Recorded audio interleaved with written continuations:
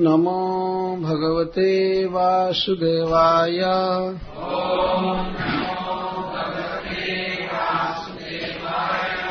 ॐ नमो भगवते वासुदेवाय।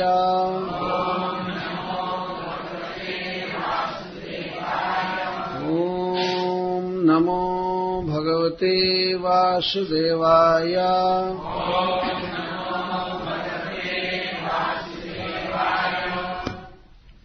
श्लोक 56 चालू कर। अयं हि श्रुतसम्पन्नः शीलवृत्तगुणालयः धृतव्रतो मृदुर्दान्तः सत्यवान् मन्त्रविच्छुचिः।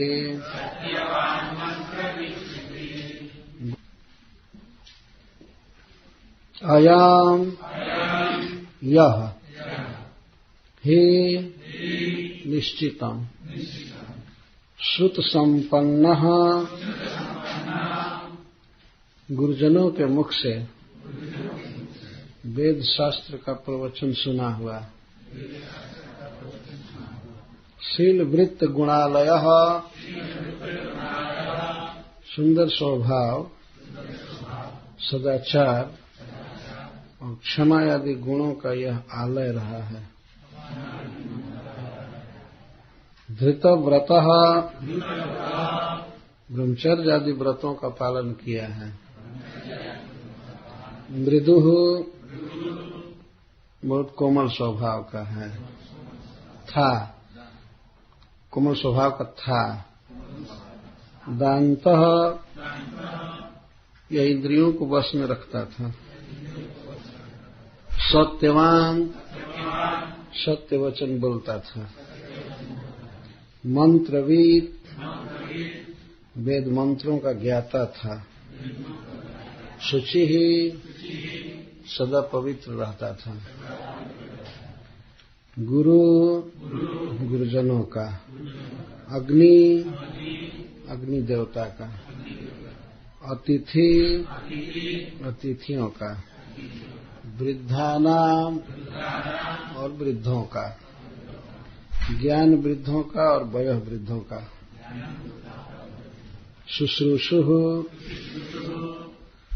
सेवा के लिए उत्सुक।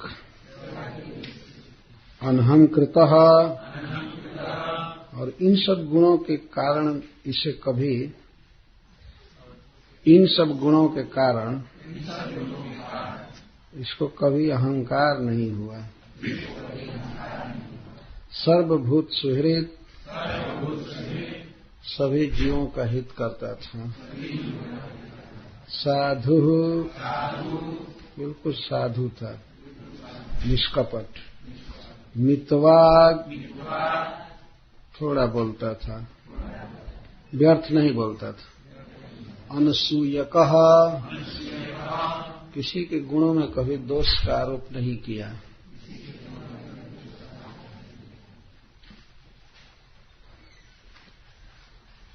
तो श्री जमराज जी के दूतों के मुख से अजामिल के विषय में बयान दिया जा रहा है कि यह 1 नंबर का पापी है, इसे नरक ले जाने दीजिए, वहां ले जाकर के हम लोग इसको शुद्ध करेंगे। अजामिल के पापों का वर्णन करने के लिए और उसे नरक में ले जाने के लिए यमराज के दूत सबसे पहले अजामिल के द्वारा किए गए अन्याय के अतिरेक का वर्णन करें। कितना अन्याय किया है। न्याय का अर्थ है जो जिस पोजीशन का व्यक्ति है वह काम करे तो इसको न्याय कहते हैं। जैसे अमृत है, अमृत पीने पर यदि व्यक्ति अमर हो जाए तो कहा जाएगा यह अमृत का न्याय है।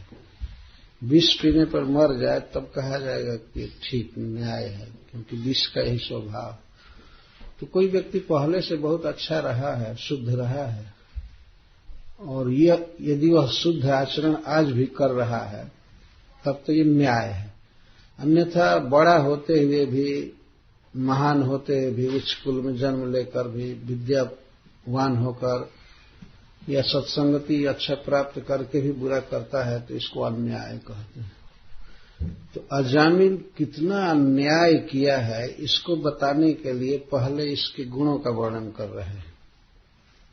अन्याय की अतिशयता का वर्णन करने के लिए पहले गुणों का वर्णन कर रहे हैं। तो कहते हैं अयम ही यह, अयम का अर्थ है यह, वो तर्जनी से उंगली से दिखा करके कह रहे यह, अरे पहले मत पूछो, इतना शुद्ध था, इतना बड़ा व्यक्ति था, लेकिन ये पापी गिर गया।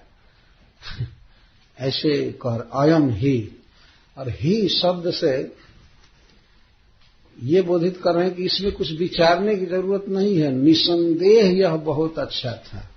अयम ही यह श्रुत संपन्न, सबसे पहला गुण बता रहे हैं कि यह ब्राह्मण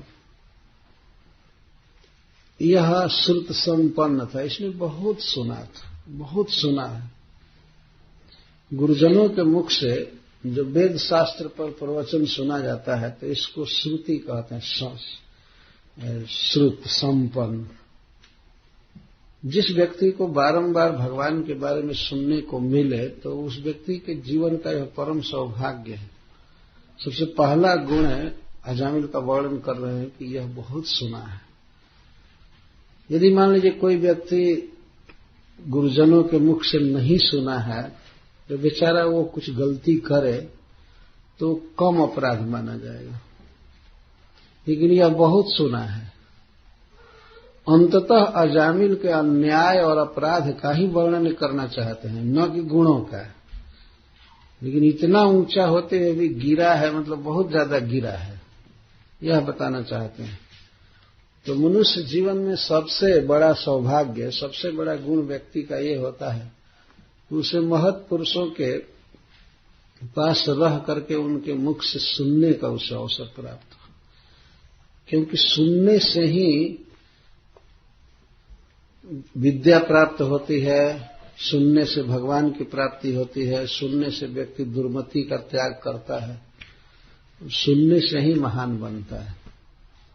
आज भी यही परंपरा है। स्कूल में, कॉलेज में लड़के जाते हैं क्या करने के लिए? श्रवण करने के लिए जाते हैं, लेकिन वहां पर सब केवल कचरा सुनाया जाता है। अंतर इतना ही है, लेकिन प्रोसेस वही है, सुनने के लिए, सुनने के लिए।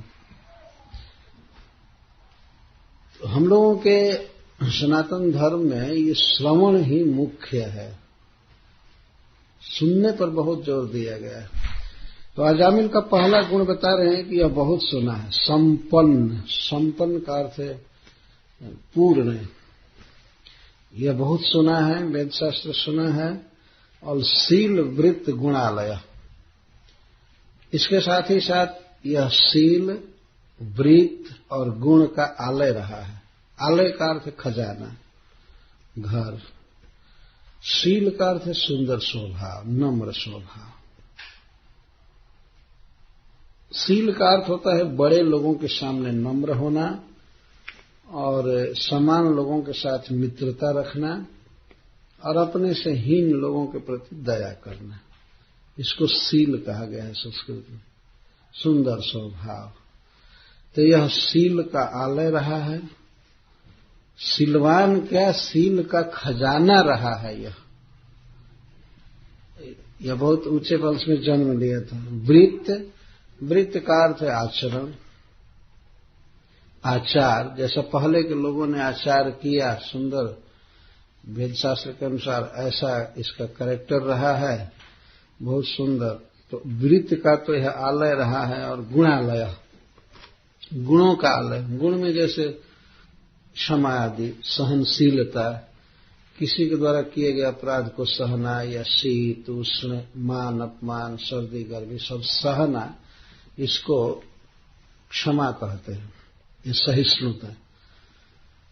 किसी भी मनुष्य को ये अपेक्षा नहीं करनी चाहिए कि हमें सब समय सब जगह पर आदर ही मिलेगा, या सब समय केवल एक स्थिति रहेगी।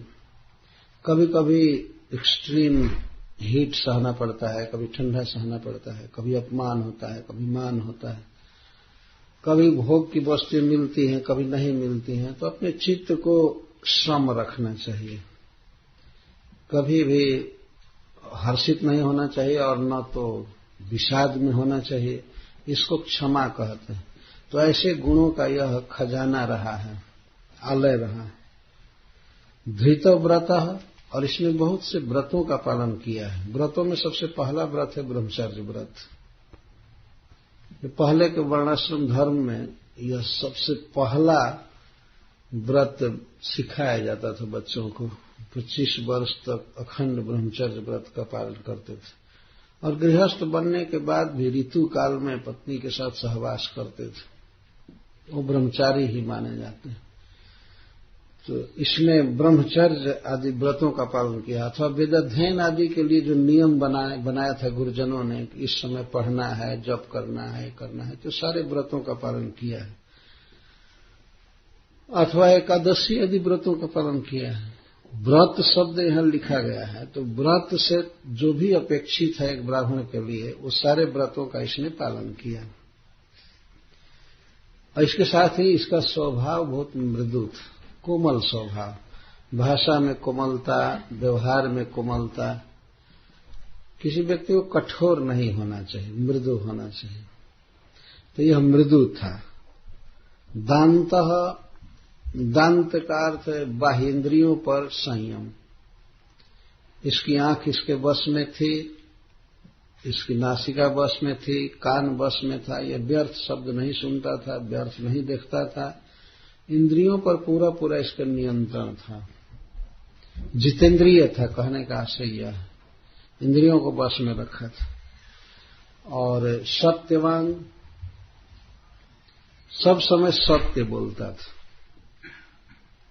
सत्यवान का दो अर्थ है कि जो वस्तु जैसे देखा है, सुना है, उसको ऐसे बोलता था। और दूसरा अर्थ है कि जो बात सत्य है, सत्य बात ही इसके जिह्वा पर आती थी। सत्य है भगवान का नाम, गुण, लीला, वेद शास्त्र, भगवत गीता, श्रीमद् भागवतम, ये सब सत्य है। उमा कहूं मैं अनुभव अपना, सत्य हरि भजन जगत सब सपना।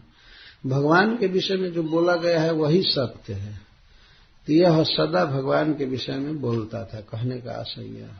सत्यवान, कभी मृषा नहीं बोलता था, झूठ नहीं बोलता था।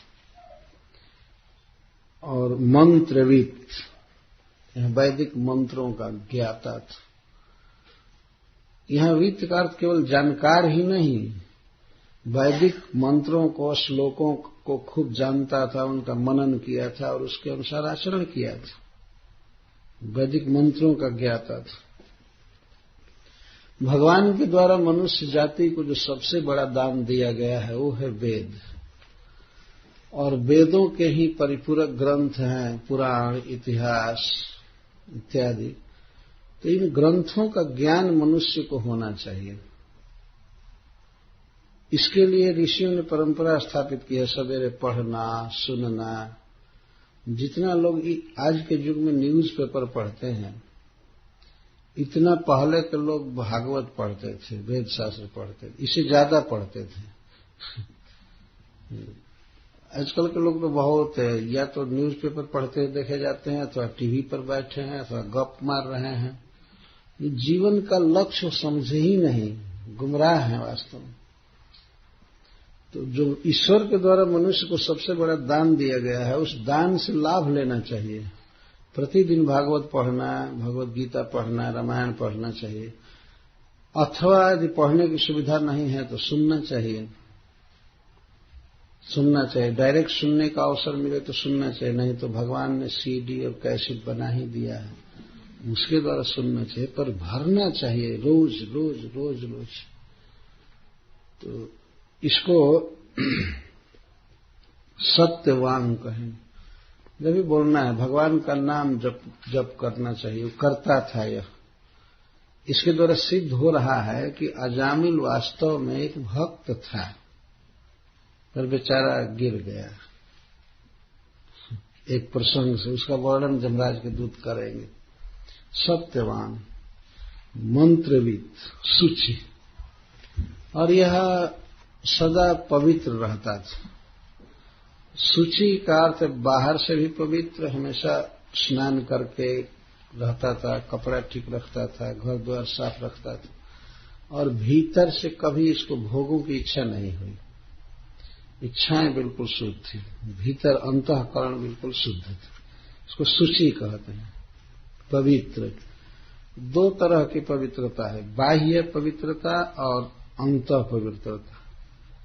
एक श्लोक में कहा गया है कि जो व्यक्ति कमल नयन भगवान का स्मरण करता है वो बाहर भीतर से पवित्र हो जाता है। सब बाह्याभ्यंतरो शुचि। ओम अपवित्र पवित्रो वा सर्वावस्था गतोपि वा यह स्मरेत पुंडरीकाक्षम सब बाह्याभ्यंतरो शुचि। जो व्यक्ति कमल नयन भगवान कृष्ण का स्मरण करता है वो बाहर भीतर से पवित्र हो जाता है।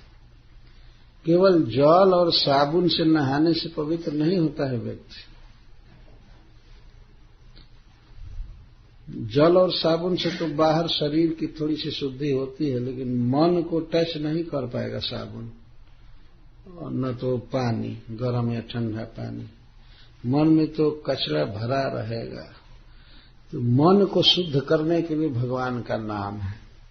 हरे कृष्णा कृष्णा कृष्णा हरे हरे, हरे राम राम राम हरे हरे। ये सब गुण तो अजामिल में थे।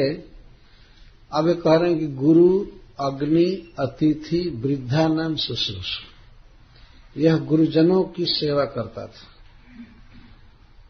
ऐसा नहीं है केवल सेवा करके और इसके बाद थक जाता था, बाद में नहीं करता। शुश्रूषु, हमेशा इसकी उत्सुकता बनी रहती थी कि कब गुरुजनों की सेवा का अवसर मिलेगा। यह गुरु का अर्थ है पिताजी, माँ, बड़े लोग, और फिर धर्म का, भक्ति का उपदेश करने वाला व्यक्ति या वेद शास्त्र पढ़ाने वाला, ये सब गुरु हैं। माता पिता को भी गुरु शब्द से ही अभिहित किया गया है शास्त्रों में। कहने की जरूरत नहीं है कि पिता शब्द लिखा जाएगा तब उसका अर्थ होगा। गुरु शब्द से ये सब अभिहित है, मतलब ये सब वाच्य हैं, पकड़ लिए जाते हैं। तो यह गुरुजनों की सेवा के लिए हमेशा उत्सुक रहता था, सेवा करता था।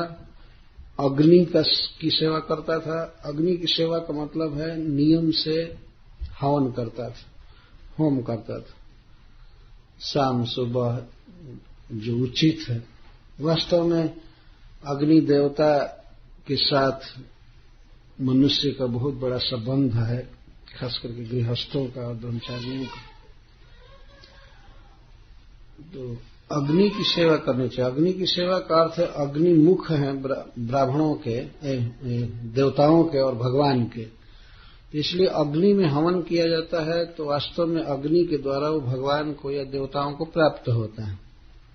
यह अग्नि की सेवा। अग्नि की सेवा करने का अर्थ वह देवताओं का सेवक था, भगवान का सेवक था। और अतिथि, अतिथियों का सेवक था। अतिथि का अर्थ जिसके आने का डेट पहले से मालूम न हो, अकस्मात बेचारा थका मांदा आ गया घर पर, तो उसकी सेवा करना। और जो डेट डाल कर आते हैं उनको अभ्यागत कहते हैं। अतिथि और अभ्यागत में यह भेद है। तो अतिथि की सेवा भगवान की सेवा के समान मानी जाती है। पहले जमाने में इस तरह के होटल, गेस्ट हाउस ये सब नहीं होते थे। कोई भी कहीं शाम होती थी, थक जाता था तो किसी गृहस्थ के यहाँ रुक जाता था, वहां भोजन मिलता था और अकोमोडेशन मिलता था, बहुत आराम से, फिर वो चला जाता था। तो ऐसे अतिथियों की सेवा का बहुत बड़ा महत्व है। तो यह अतिथियों की सेवा करता था, उन्हें खिलाना, पिलाना, बैठाना, सुंदर वचन बोलना। और वृद्धा नाम शुश्रूष, वृद्धों का सेवक। दो तरह के वृद्ध होते हैं, एक वयः वृद्ध और दूसरा ज्ञान वृद्ध। तो जो उम्र में बड़े हैं उनकी सेवा तो स्वाभाविक समझ में आ जाती है, उनकी सेवा करनी चाहिए, उनको जरूरत पड़ती है, उनको भोजन देना, पानी देना, बैठने की सुविधा देना, कई तरह से सेवा की जाती है। तो यह सेवा करता था वृद्धजनों की, और ज्ञानियों की सेवा करता था। ज्ञानियों की सेवा का अर्थ है उनके पास बैठकर सुनना, उन्हें सुख सुविधा देना। तो यह ज्ञान वृद्ध है, वयोवृद्ध, सबकी सेवा करता रहता था। और ये सब करके इतने गुणों के होते हुए भी अनहंकृत, इसे कभी अहंकार नहीं हुआ कि मैं बड़ा हूं, मैं श्रेष्ठ हूं, मुझ में ये गुण है, मैं ऐसी सेवा करता हूं, महान हूं, कभी इसको अहंकार नहीं हुआ। मनुष्य में जो भी गुण है उनमें यह गुण बहुत बड़ा है कि विशेषता होते हुए भी कभी मन में ये भाव नहीं आना कि हम बड़े हैं, हम अच्छे हैं और लोगों से हम यह करते हैं, वह करते हैं, ऐसा भाव न होना ये बहुत बड़ी उदारता है। ये महान गुण है, अनहंकृत। वास्तव में गुण थे अजामिल में, सब थे, लेकिन इसमें कोई अहंकार नहीं था कि हम गुणवान हैं, हम श्रेष्ठ जाति के हैं या हम विद्वान हैं। और सर्वभूत सुहृद, यह समस्त प्राणियों का सुहृद था। सुहृद, हृदय का अर्थ होता है हृदय, सभी प्राणियों के प्रति इसका सुंदर हृदय था, अर्थात सबका हित चाहता था, सबके हित करने की चेष्टा करता था।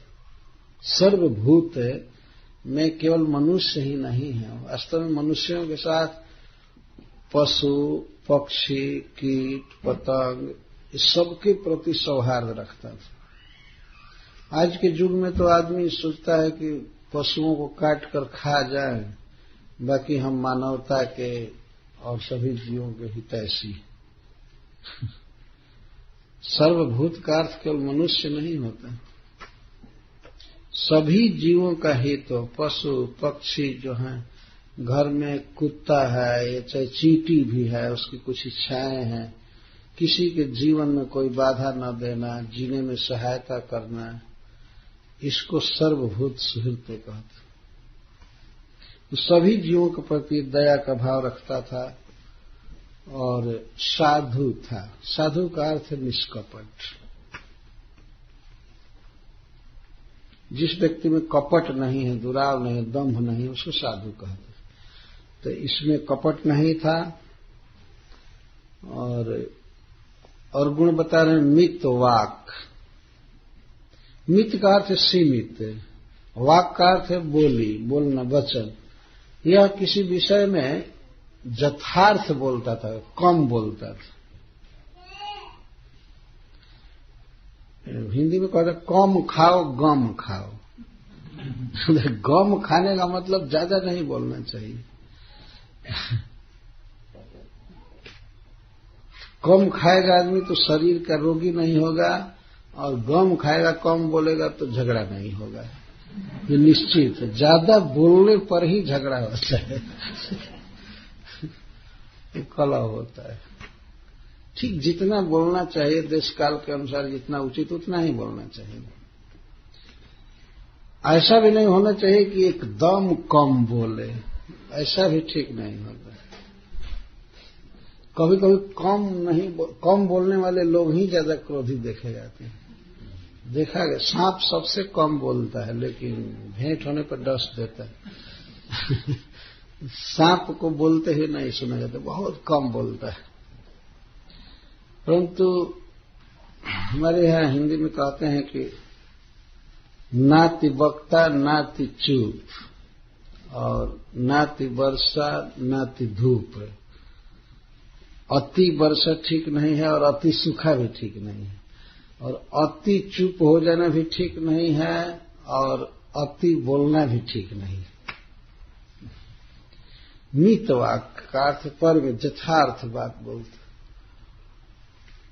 कुछ लोगों की आदत होती है हमेशा कुछ न कुछ, कोई भी टॉपिक डाल दीजिए, लगता है कि इस विषय में वेदव्यास जी हैं। किसी भी विषय, चाहे पॉलिटिकल चर्चा हो, चाहे बिजनेस की बात हो, चाहे ब्रह्म ज्ञान की बात हो, कुछ भी हो, बस बोलने में स्वभाव होता है। अपरिमित वाक होते हैं, उनके वचन की कोई सीमा नहीं होती, कुछ भी बोलते रहते।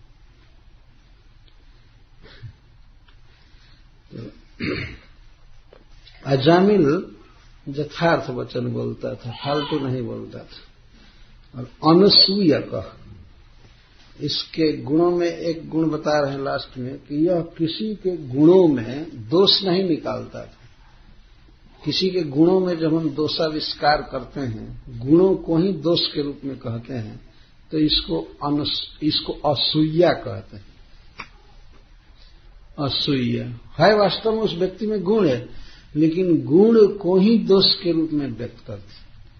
जैसे मान लीजिए कोई व्यक्ति साधु हो गया है, भगवान का प्रचार करता है, घूमता है, यह उसका गुण है, लेकिन उसके गुणों को ही दोष के रूप में कोई कह सकता है कि अरे ये पेट चलाने के लिए, जीने के लिए ये सब काम कर रहा है, कोई काम धंधा करना नहीं, कुछ नहीं, बस घूमना है। तो उसके गुणों में ही दोष निकाल दिए, गुणों को ही दोष के रूप में कह दिया। इसको असूया कहते हैं। अत्रि जी की पत्नी का नाम है अनसूया। कभी भी वह दूसरे के गुणों में दोष नहीं ढूंढी, दोष नहीं निकाली, गुणों को गुण समझना, प्रशंसा करना। तो इस तरह का अजामिल था, कभी किसी पर दोषारोप नहीं किया, कभी किसी का क्रिटिसाइज, कभी किसी की निंदा नहीं किया। अच्छा, तो भगवान के पार्षद तो चकित हो गए, तो इतने महान गुण वाले को तुम लोग नरक में क्यों ले जाना चाहते हो? तो वे कहा सुनिए, तो यही तो बता रहे हैं कि कितना पापी ये है, कितना अच्छे कुल का होकर, विद्वान होकर, बुद्धिमान सदाचारी होकर के भी ये कितना गलती किया है। तब इसके पापों की कथा कह रहे हैं। एकदासौ वनम जातः पितृ संदेश कृत द्विजः। एकदा असौ द्विजः, एक बार यह ब्राह्मण, ऐसे कर असौ द्विज, असौ का अर्थ यह है, एकदा एक समय, एक दिन, यह ब्राह्मण पिता की आज्ञा का पालन करने के लिए वनम जाता, वन में गया। अच्छा, ऐसे पिकनिक करने के लिए गया होता तो इसका अपराध माना जाता। ऐसा ही ऐसी इसमें आदत थी नहीं। इसके द्वारा सिद्ध होता है कि पिता का भक्त था, पितृ संदेश कृत, पिता ने संदेश दिया कि बेटा जा करके वन से फल पुष्प समित कुशान, कुछ फल, कुछ पुष्प और हवन करने के लिए लकड़ी और कुश, घास लाओ। ये सब पूजा की सामग्रियां मांगी गई थी, और वही वन में से ये सब आती हैं। फल पुष्प समित कुश, चार चीज। एक ब्राह्मण के लिए यज्ञ करने के लिए, भगवान की पूजा करने के लिए वस्तुओं की जरूरत पड़ती। तो पिता ने कहा कि जाकर लाओ। वो कोई सुपरमार्केट में नहीं भेजा, बाजार में नहीं भेजा, वन में भेजा। तो गया बेचारा, स्वाभाविक अपने पिता की आज्ञा का पालन किया।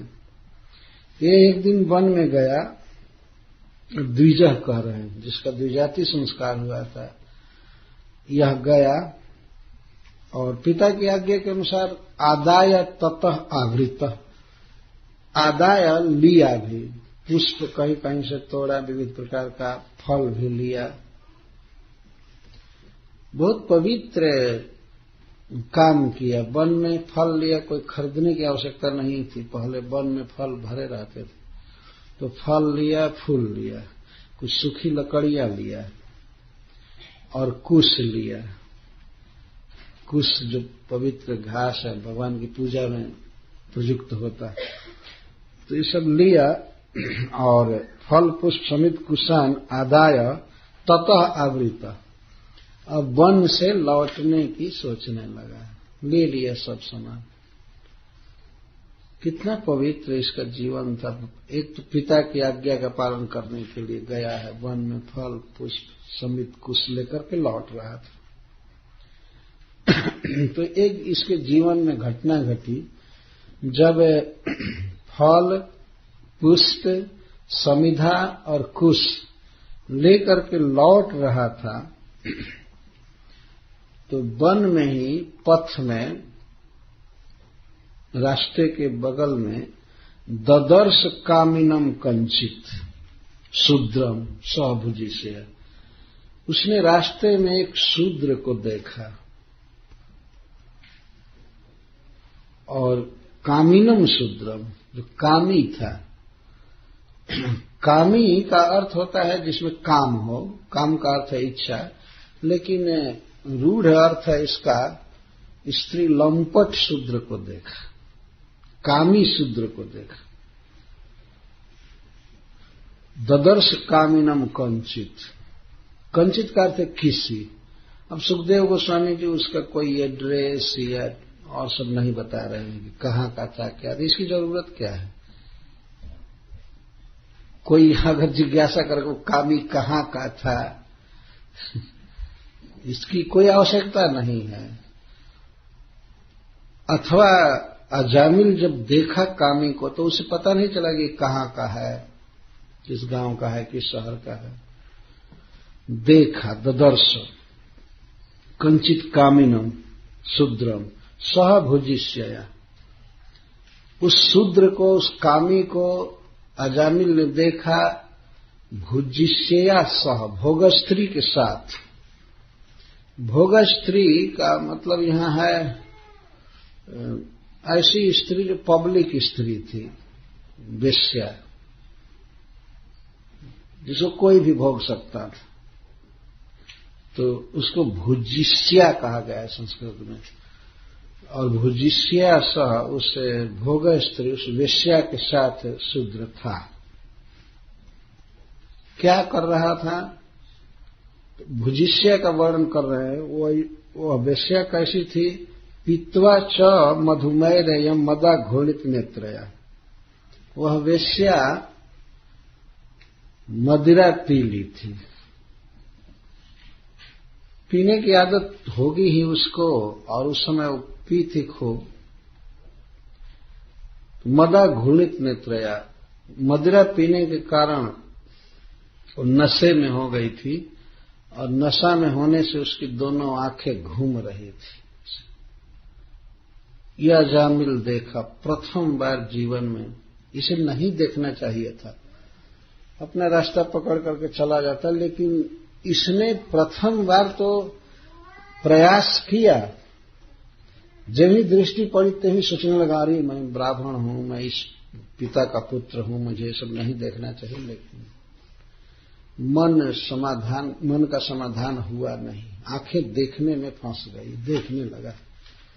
यह भी देख रहा है कि वेश्या की आंखें कैसे उद्घूर्णा में हैं, घूम रही हैं, और ये समझ गया कि ये शराब पी ली है। बहुत भारी यह पतन है मनुष्य के जीवन में, शराब पिए। शराब से बुद्धि भ्रष्ट हो जाती है। महात्मा गांधी से एक बार पूछा गया था कि भारत स्वतंत्र होगा तो सबसे पहला नियम आप क्या लगाएंगे? तो महात्मा गांधी ने कहा था कि सबसे पहला नियम स्वतंत्र भारत में यह मैं करूंगा कि शराब नहीं पिएगा कोई, क्योंकि इससे बुद्धि नष्ट होती है। और आजकल तो आदत हो गई कि सब लोग पी रहे हैं, स्त्री हो चाहे पुरुष हो, पी रहे हैं। और उसको भद्दे शब्दों में शराब वराब न कहकर के अल्कोहल कहते हैं, ये कहते हैं, कुछ और कहते हैं। बहुत पीते हैं, और यह बहुत बुरी आदत है। जो शराब का हुआ शिकार उसने फूंक दिया घर बार।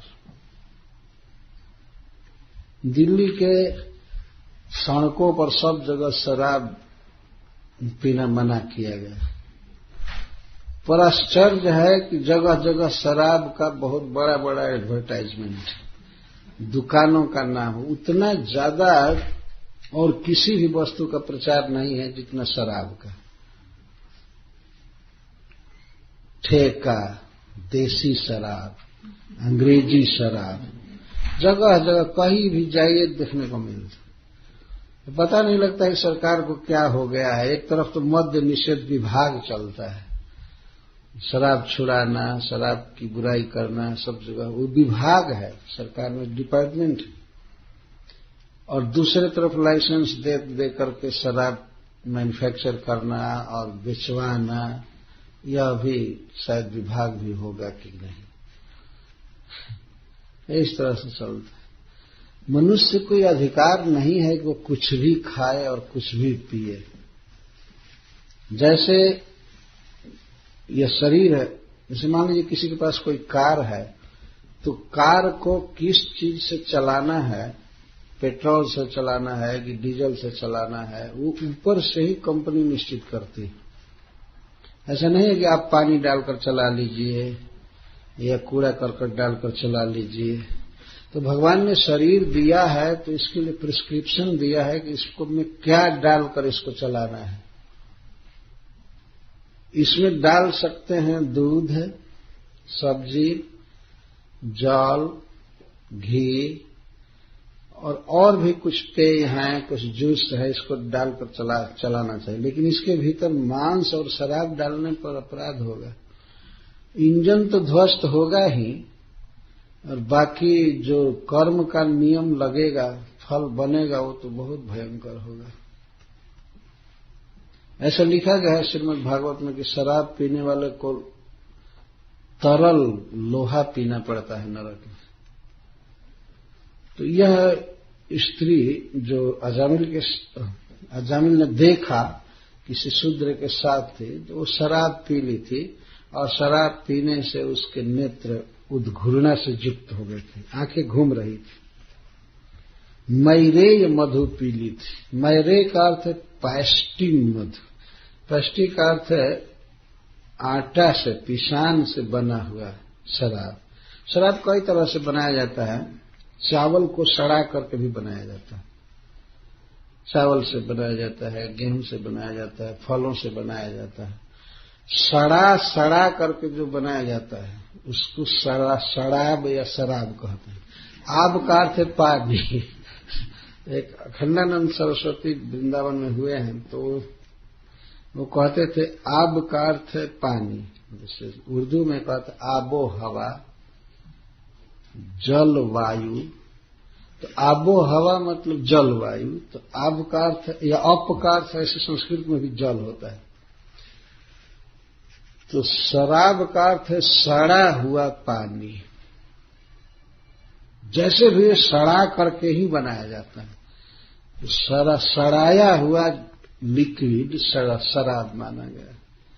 और इस सड़े हुए पानी को, लिक्विड को लोग पी करके और अपने को सुखी मानते, शराब। उसको मैरे मधु पी ली थी। मत्तया, वह स्त्री मत्त हो गई थी, मतलब देह का अनुसंधान उसको नहीं था, मत्ता का ये अर्थ। और उसी का वर्णन कर रहे विश्लथत निव्या। वो मत्त हो गई थी, इसलिए वो कपड़ा भी नहीं संभाल रही थी, उसकी नीवी विशेष रूप से स्खलित हो रही थी। अपने स्थान से उसकी नींव, उसका बेल्ट हट गया था, ये अर्थ है। ये जमराज के दूत वर्णन कर रहे हैं, लेकिन उनको वर्णन करने में कोई हिचक नहीं हो रही है। व्यासदेव उनके मुख से ही ये सब कहलवा रहे हैं। परंतु जो भी हो, सुनने वाले वैकुंठ के पार्षद हैं, भगवान के भक्त सुन रहे हैं। कोई भी व्यक्ति चाहे कितना भी गलत बोले, कुछ भी बोले, जब एक बार बोल रहा है तो दूसरे पक्ष का यह स्वभाव होना चाहिए, सुने, शांति से सुन ले, झगड़ा ना करे। अब भगवान के पास सब कह सकते थे बस चुप रहो, बंद करो, क्या इसके पाप का वर्णन करते हो, पापी है ही नहीं, तो झगड़ा होता है। लेकिन जमराज के दूत जितना बोलना चाहते थे, भगवान के पार्षद उतना सहन कि ठीक है बोलिए। तो लोग बोल रहे हैं। यह देखा उस शूद्र को, उस वेश्या के साथ। वह वेश्या शराब पी ली थी, वो बिल्कुल मदमत्त हो गई थी, उसकी आंखें घूम रही थी, उसकी नीली शिथिल हो गई थी। और यह व्यपेतम, ये दुराचारी, आचार भ्रष्ट हो गया था बिल्कुल। कौन? अजामिल नहीं, उस शूद्र को यहां कह रहे हैं व्यापेतम, आचार भ्रष्ट था, थोड़ी भी लज्जा भी नहीं थी, निरपत्रप, त्रपा नहीं थी कि रास्ते में, वन में जहां लोगों का आना जाना था वैसे स्थान पर उस वेश्या का आलिंगन किया था, चुंबन कर रहा था और अनेक प्रकार की क्रियाएं कर रहा था। इसको व्यापेतम और निरपत्रपम कहते हैं। बिल्कुल निर्लज्ज, आचार भ्रष्ट हो गया था वह शूद्र। क्रीडंतम अनुगायंतम हसंतम अनयंतिके, वो उसके साथ खेल कर रहा था, क्रीड़ा कर रहा था, कभी कोई क्रीड़ा कभी कोई क्रीड़ा। अनुगायंतम, और वह गाती थी तो उसके साथ गाता था, कभी कभी गाता था, उसको गाती थी तो वो इसी तरह मदमत्त होकर कहीं गा रही थी वैसे, तो उसके साथ ये गा रहा था, वो इसके बारे में गा रही थी तो वो उसके बारे में गा रहा था। अनुगायन हसंतम अनयांतिके, और उसके निकट खूब हंस रहा था, कुछ बातें करके हंस रहे थे। इस तरह से अजामिल देखा। सब यहां प्रश्न होता है कि अजामिल क्यों देखा। जमराज के दूत बता रहे हैं कि इसके कई जन्मों का पाप एक जगह इकट्ठा हो गया और वह प्रेरित कर दिया देखने के लिए। मनुष्य के कर्मों का स्टॉक साथ साथ चलता है, जो कुछ भी, और कर्म का जब फलोन्मुख होता है तो उस समय वैसी मति दे देता है। जो वन में गया वहां जाकर के देखा, तो जो कुछ भी हो, एक दृष्टि से यह कहा जाएगा कि इसके जितने भी शुभ कर्म थे वे सब इकट्ठा हो गए। यदि यह वेश्या को नहीं लाया होता घर में और बच्चे का नाम नारायण नहीं रखा होता तो यह इसी जन्म में वैकुंठ नहीं गया होता। तो कुछ भी नहीं कहा जा सकता है कि इसके शुभ कर्मों का वो फल था कि अशुभ कर्मों का फल था, उस दृश्य को देखना। यदि वो नहीं देखा होता तो वास्तव में भगवान के पार्षदों का दर्शन भी उसे नहीं हुआ होता है। अतः शास्त्र इस विषय में चुप है कि शुभ कर्मों का फल था या अशुभ कर्मों का फल था कि वह इस दृश्य को देखा। तो जो भी हो, बाह्य दृष्टि से तो यही लगता है कि इसके पापों का फल था कि वो वेश्या को देखा उस शूद्र के साथ, या शूद्र को देखा वेश्या के साथ। दृष्ट्वा ताम कामलिप्तेन बाहुना परिरंभिताम जगाम हृच्छय वसम सहसैव विमोहितः। दृष्ट्वा ताम कामलिप्तेन, अजामिल ने देखा उस वेश्या को कि कामोद्दीपक अंगराग से युक्त शूद्र की बाहों में वह लिपटी हुई है। शूद्र अपने बाहों से उसका आलिंगन किया था, तो उसके बाहों में, शूद्र के बाह में काम लिप्त था। काम का अर्थ काम को बढ़ाने वाला अंगराग, पेस्ट लगाया था, खास करके हरिद्रा, हल्दी, यह काम को उद्दीप्त करता है। तो हल्दी लगाया था अपने बाह में और उस बाह से उस शूद्र का, वेश्या का आलिंगन किया था। इसको देखकर अजामिल विमोहित हो गया। यहां विमोहित का अर्थ है कि अजामिल के मन में यह बात तुरंत आ गई, ओहो, यह शूद्र कितना सुखी है, कितना आनंद में है, इसको मोह कहते हैं। मन में भिन्न विचार आ जाना अपने स्वभाव से, इसको मोह कहा गया। विमोहित हो गया, मन में इच्छा होने लगी कि अहो, क्या मुझे भी ऐसा सौभाग्य मिलेगा कि मैं इस व्यक्ति की तरह कभी इस स्त्री का आलिंगन करूंगा। ये मोह हो गया सहसा, और यह मोह होते ही हृच्छय वशम जगामा, काम के अधीन हो गया। काम वासना उसके मन में पूर्ण रूप से जग गई और उसके पूरा वश में हो गया।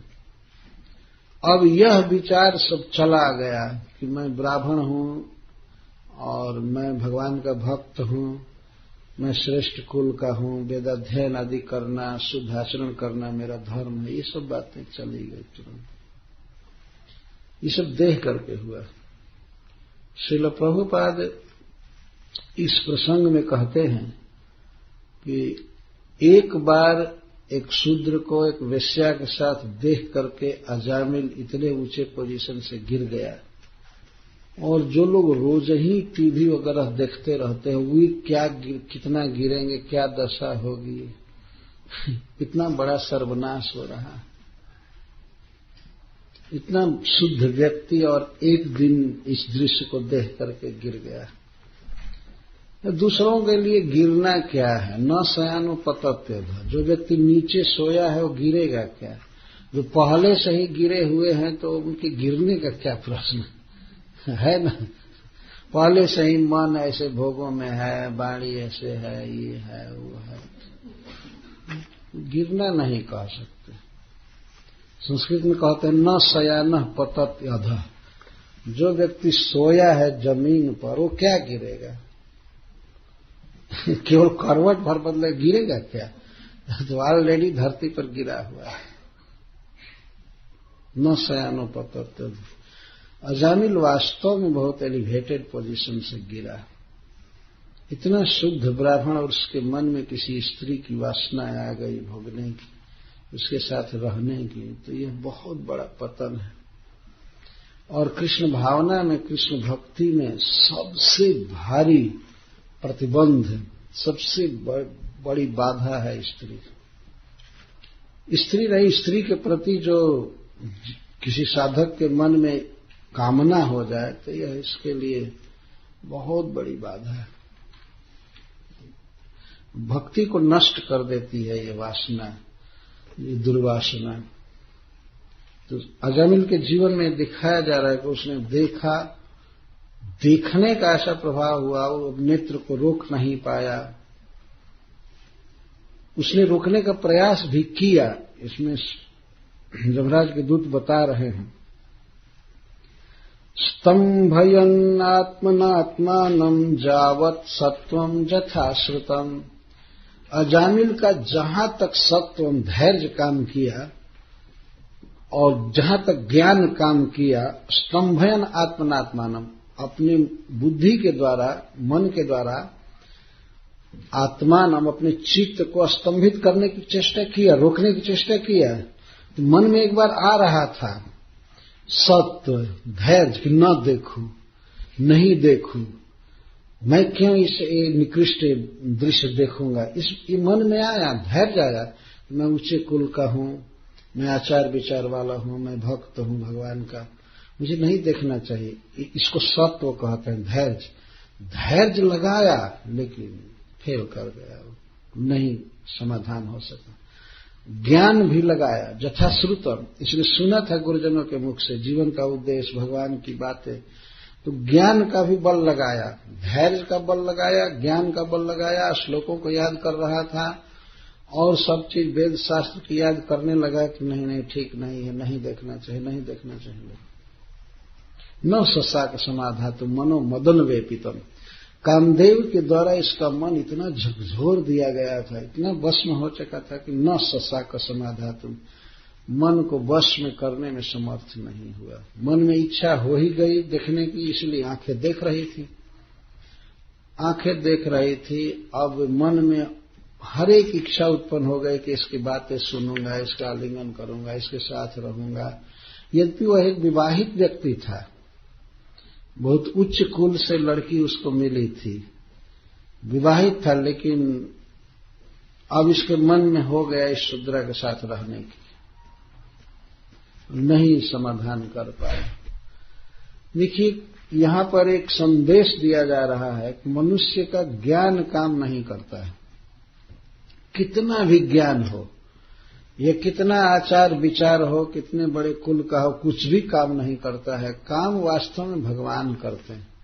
इसीलिए व्यक्ति को विद्या अभिमान छोड़ करके, आचार विचार का ज्ञान अभिमान छोड़कर भगवान की शरण में रहना चाहिए। अजामिल का कोई भी गुण उसको रोक नहीं पाया उस वेश्या में आसक्त होने से, कोई भी गुण नहीं रोक पाया, सब फेल हो गए।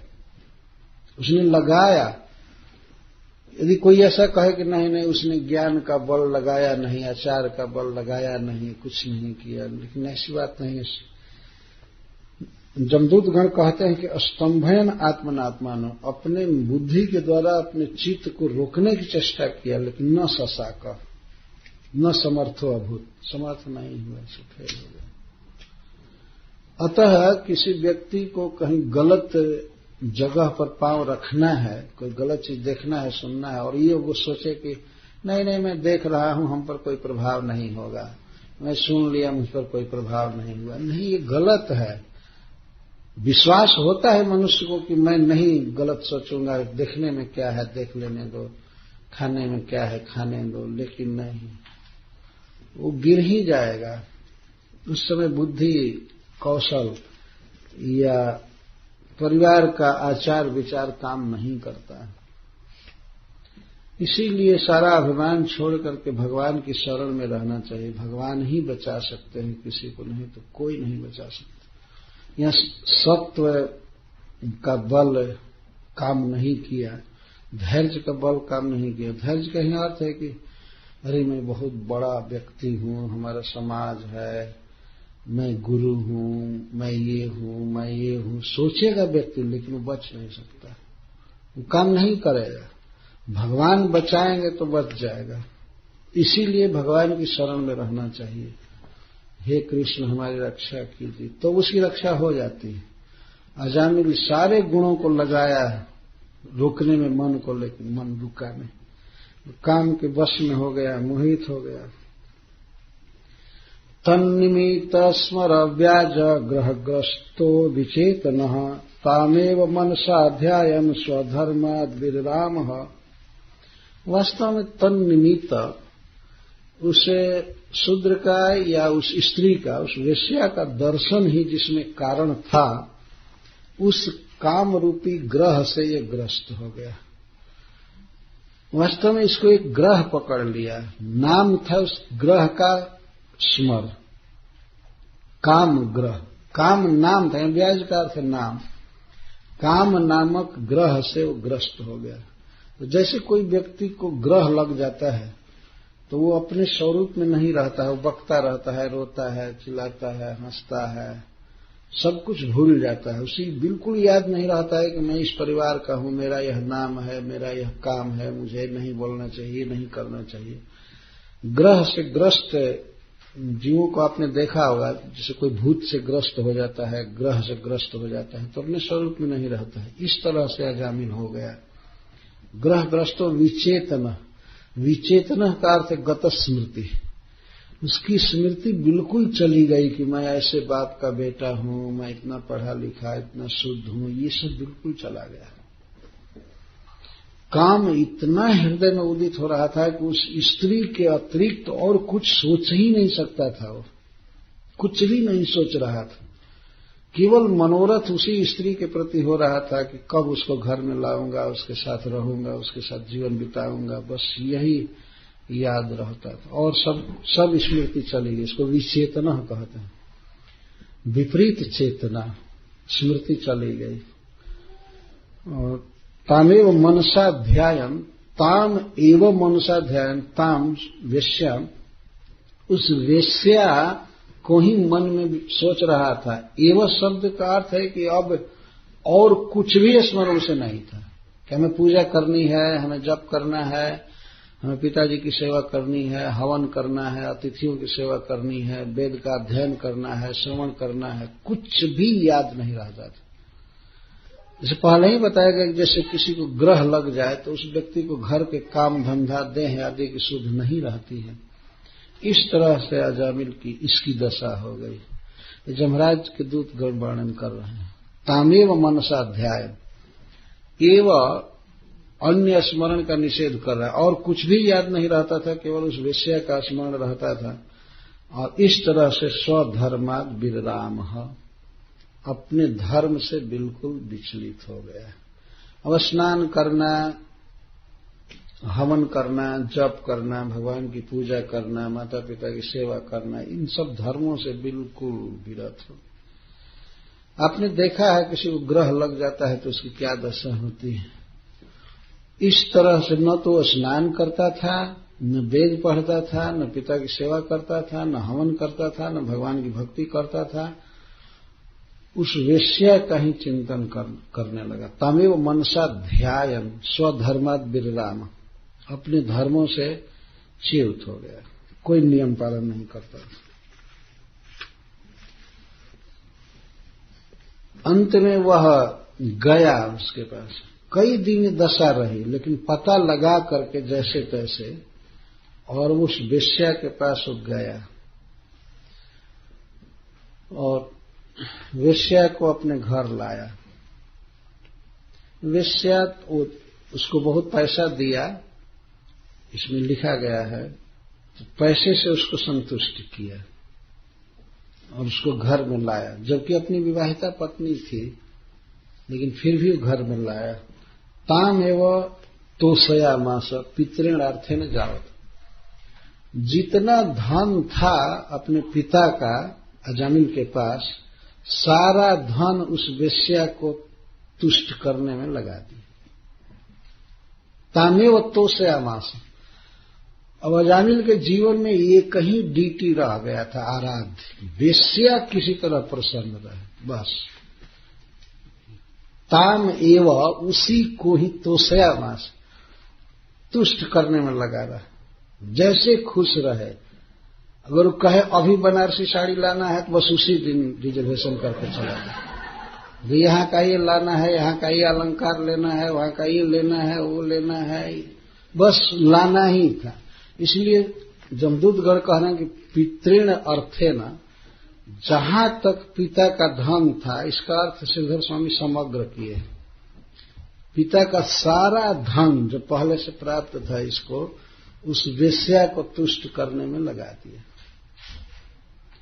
पिता के लिए एक पैसा खर्च नहीं किया और स्वयं भी बिना खाए पिए रह जाता था, लेकिन सारा धन वेश्या को संतुष्ट करने में लगाया।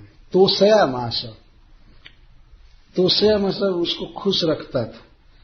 ग्राम्यई मनोरमयी कामय, किन बातों से वेश्या संतुष्ट होती थी? ग्राम्यई कामय, काम का अर्थ है कुछ वस्तुएं। ग्राम्य का अर्थ है विषय भोग की जो भी वस्तुएं थी, उन वस्तुओं को मांगती थी और ये लाता था खरीद खरीद कर, जैसे भी हो उसी को संतुष्ट करने में लगा रहता था। और कहते थे डिज्नीलैंड चलो तो उसी दिन बस फ्लाई कर गए, उसी दिन, कोई देर नहीं करता। ये देखना है, ये खाना है, इस पार्टी में चलो, मंदिर में क्यों जाओगे, क्या जरूरत है वहां जाने की। कभी मान लीजिए अजामिल सोचा भी होगा, क्योंकि भक्त था तो सोचा भी होगा कि कम से कम संडे को भी मंदिर में जाना चाहिए, तो वो कहती थी नहीं नहीं, बिल्कुल नहीं। वो जो काम करने के लिए कहती थी, जहां जाना चाहती थी वहीं जाता था, वही काम करता था। चाहे कपड़ा, ड्रेस, नया नया डिजाइन का जो भी उसको पसंद था वो लाता था, अलंकार लाता था, ऑर्नामेंट्स, तो जो भी ब्यूटी पार्लर में जो भी उसे पसंद हो, जो भी वो लाता था। इसको ग्राम्य ही मनोरमय ही कामय कहते। मनोरमय, जिसको मन पसंद करता था, मन जिसमें रमता था वेश्या का, उसको मनोरम कहते। जिस वस्तु को पसंद करती थी और बस केवल हिंट करना था, व्हाट टू डू टुडे, आज क्या करना है, आज क्या खरीदना है, वो सारा लिस्ट बना देती थी और बस उसी में लगा रहता था रात दिन। अब ईश्वर, देवता, माता पिता आदि तो सपना हो गए, सपने में भी नहीं दिखाई देते हैं उस सेवा में। तामेव तोषयामास, उसी की आराधना में ये लगा रहा। आप लोग जिसको बचा रहे हैं जब रात के दूत भगवत पार्षदों पर आक्षेप कर रहे हैं, जिसकी आप लोग रक्षा कर रहे हैं, ये क्या किया है आप तो सुन ही रहे हैं। तो ये वेश्या की आराधना किया, वेश्या ही इसके लिए भगवान थी, सब कुछ थी। और प्रसीदेत जथा तथा, जथा प्रसीदेत तथा, जैसे वो प्रसन्न रहे बस वही काम करता था, वही वस्तु लाता था। तो पिता का सारा धन तो बहुत पहले ही स्वाहा हो चुका था, तो और धन कहां से लाता था? तो उसको जमदूत आगे कहेंगे जतस ततस चोपनिन्य न्याय तो अन्याय तो धनम। न्याय से अन्याय से जैसे भी हो धन कहीं न कहीं से लाता था। 4 काम करता था धन प्राप्ति के लिए। अपहरण करता था किसी को, कुछ दिन बंदी रह करके पैसा लेकर छोड़ता था, बंदी। अक्ष जुआ खेलता था, जुआ में भी ट्रिक से इसको कुछ पैसे मिलते थे। और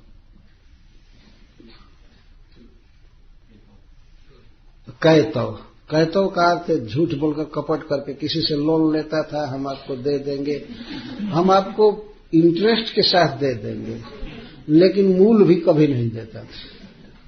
इसको कपट कहते, धूर्तता। तो और अंत में चोरी द्वारा धन। 4 इसके बिजनेस थे, अपहरण और जुआ, झूठ कपट और चोरी, इसके द्वारा धन कमाया। पिता के पास कितना धन था, वो बेचारे ब्राह्मण थे, पूजा पाठ करते थे, थोड़ा था, उसको तो 2-4 दिन में ही खत्म कर दिया। इसलिए जावता पितृण पहले जमदूतगण कह रहे हैं, जितना धन था उतना से तो तृप्त किया, और जिसको संतुष्ट करना चाहिए था उसको यह दुष्ट कभी नहीं संतुष्ट किया। जिस लड़की के साथ विवाह हुआ था, बेचारी बहुत अच्छे घर से आई थी। विप्राम स्वभार्जाम अप्रौढ़ाम कुले महति लंबिता। जिस स्त्री के साथ इसका विवाह हुआ था वह ब्राह्मणी थी, यह भी ब्राह्मण था, वो भी ब्राह्मणी थी।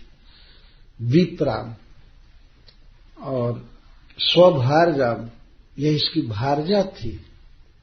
भार्जा कहते हैं पत्नी को जिसका भरण करना चाहिए, भार्या।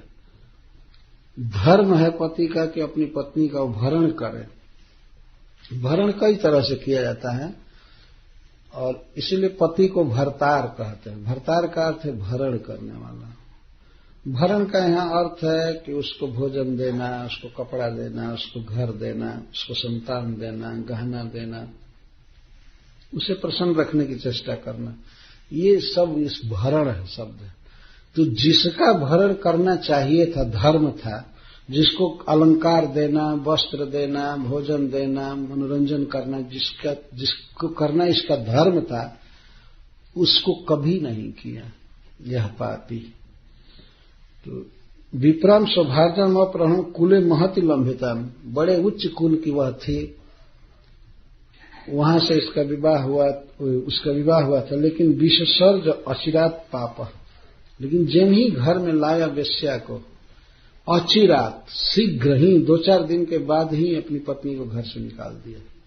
क्यों निकाल दिया? स्वैरिण्य पांग विद्ध थी, उस स्वैरिणी के तिरछी नजर से इसका हृदय विद्ध हो गया था। जब वो घर में वेश्या आई तो उसने कहा ये कौन है? सीधा देख करके नहीं कही, तिरछी नजर से देख करके, ये कौन है घर में तुम्हारे, ये कौन रह रही है? अगर इसको नहीं निकालोगे तो मैं आज ही चली जाऊंगी। वेश्या ने ऐसे कहा तो कहा कि बस आज ही निकाल देता हूं।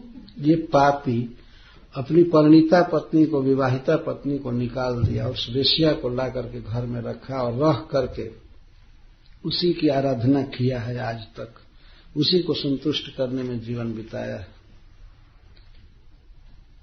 जो धर्म है किसी व्यक्ति का, अपनी पत्नी का पालन, वो तो छोड़ दिया, और जो महाधर्म है एक वेश्या को ला करके घर में रखना और उसी के लिए जीवन बिताना, काम करना, यह इस तरह का पाप किया है।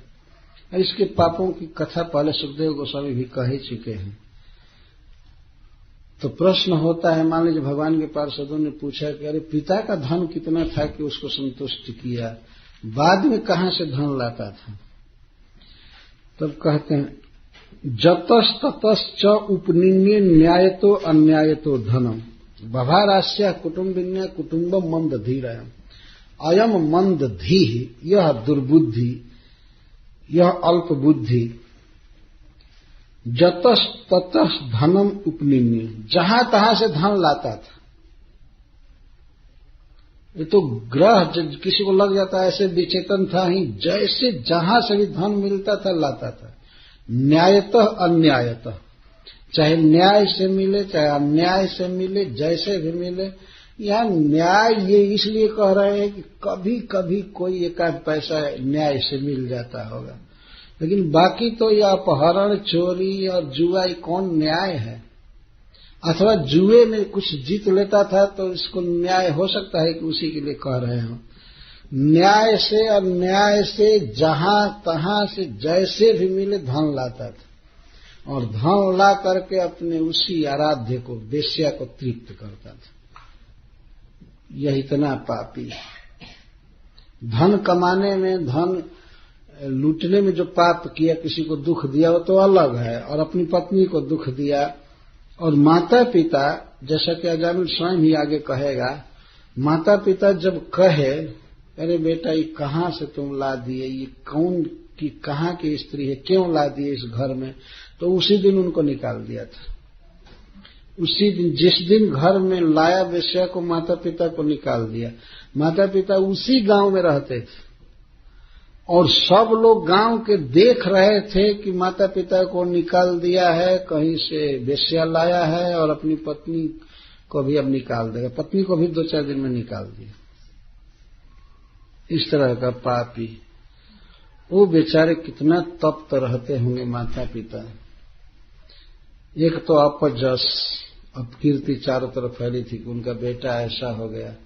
उच्च कोटि का ब्राह्मण, और ब्राह्मण के घर में उसका बेटा वेश्या ला करके रखे, और उसके लिए रोज चोरी, हिंसा इधर उधर करके उसका भरण पोषण करके, बभार अस्या कुटुम्बिन्या कुटुम्बम मंदिर, उस कुटुम्बिनी के कुटुंब का पालन कर रहा था। ऐसे कह रहे हैं, कुटुम्बिनी कुटुंब वाली, परिवार वाली के परिवार का पालन कर रहा था। ऐसा नहीं कह रहे हैं जमराज के दूत की अपने परिवार का पालन कर रहा था, वो इसका परिवार नहीं था। एक वेश्या को कोई पुत्र हो, कुछ हो, तो कौन मानेगा किसका है?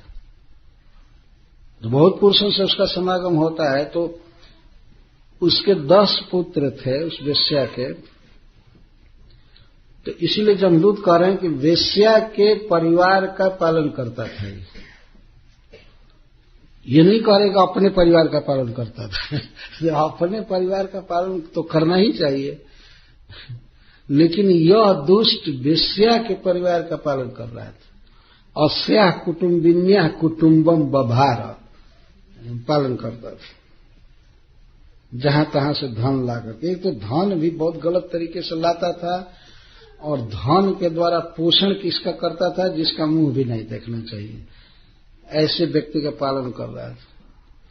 यदि मनुष्य मान लीजिए धन कमाने में कुछ पाप करे, और पाप करके धन लाता है, तो धन से यदि माता पिता का पालन करे, पत्नी का पालन करे, पुत्र का पालन करे, तो यह तो ठीक है, ये धर्म माना गया है।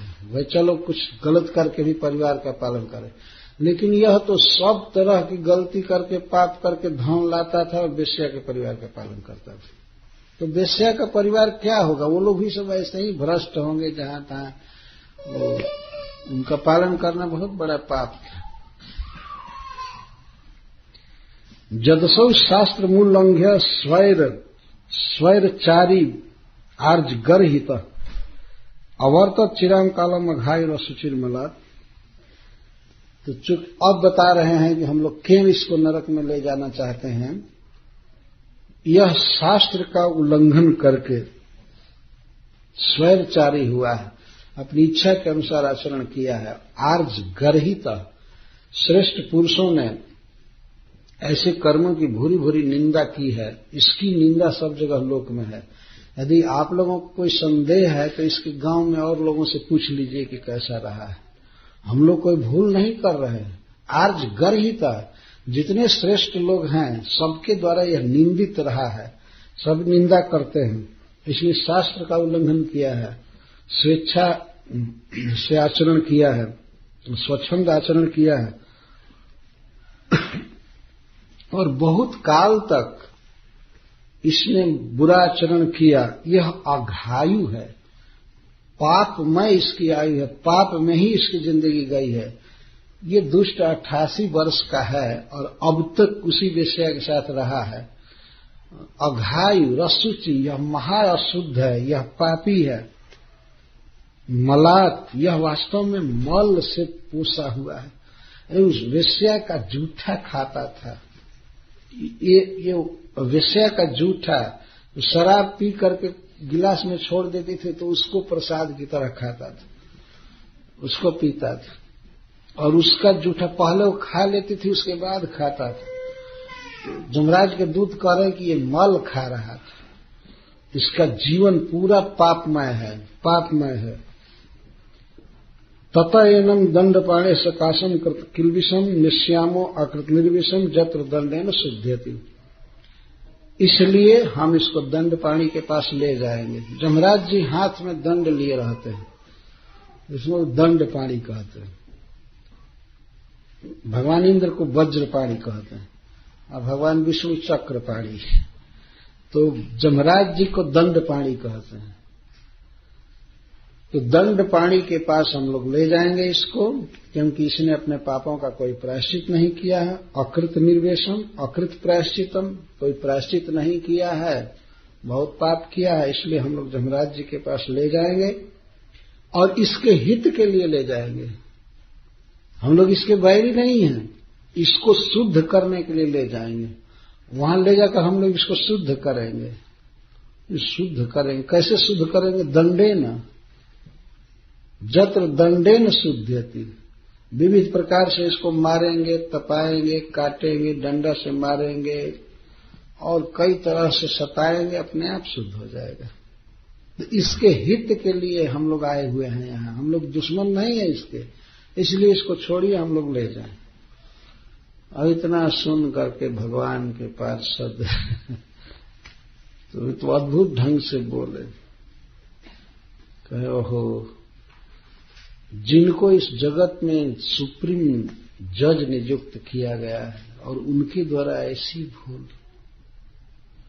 जमराज जी जैसे व्यक्ति ये न समझ पाए कि भगवान नाम उच्चारण करने से सारे पाप नष्ट हो गए। यह बहुत शोक की बात है। भगवान के पार्षद कह रहे हैं, इतना ज्ञान नहीं, ठीक है पापों की कथा तो कहे, एक जन्म के पाप की कथा कहे, लेकिन भगवान के पार्षदों ने कहा कि इसके कोटि जन्मों के पापों का प्रायश्चित उसी समय हो गया जिस समय इसने नारायण नाम का उच्चारण किया। तुमको ये पता नहीं है। तो इस विषय में कल कहा जाएगा, प्रसंग बदल रहा है। भगवान के पार्षदों का प्रवचन 2 दिन टुआको मंदिर में हो रहा है। हमने देखा है कहीं कहीं यज्ञ होता है तो वक्ता बुलाए जाते हैं। कहां से? काशी जी से आए हैं, वृंदावन से आए हैं, हरिद्वार से आए हैं, अयोध्या से आए हैं। लेकिन ये भागवत के जो वक्ता है नाम महिमा के, ये वैकुंठ से आकर बोल रहे हैं। ये सुनने योग्य है। हरे कृष्ण। जय श्री कृष्ण।